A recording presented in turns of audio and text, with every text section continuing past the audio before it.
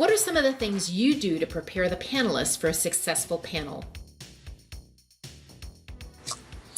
I would say that's going to be based on your knowledge as the facilitator of the audience, the questions, and the panelists. Now, there's a big difference between facilitating a panel within a company where you're an employee and you might be a communications person, an HR person, a management person, and you're facilitating.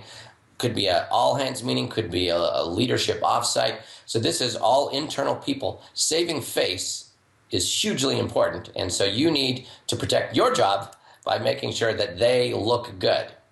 So in those cases, you want to make sure they aren't going to get negatively surprised, only positively surprised. You might also, if you have a senior executive or someone who's an expert, but maybe they're not super fast on their feet, you want to make sure that they have the opportunity to be successful.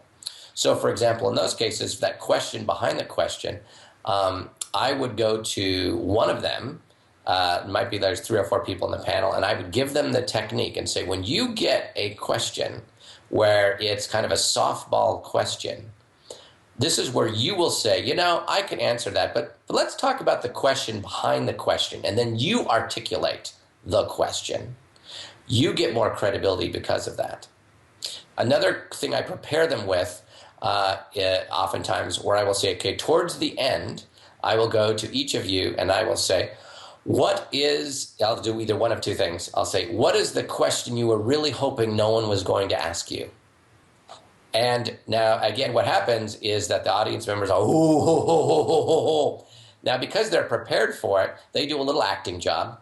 They go, well, I was kind of hoping no one was going to ask about this. And then, of course, you as facilitator said, but of course, let's go ahead. And they kind of, and then they answer it. Or another variation of that, you would say, Kristin, what is a question that no one has asked yet that they should be asking?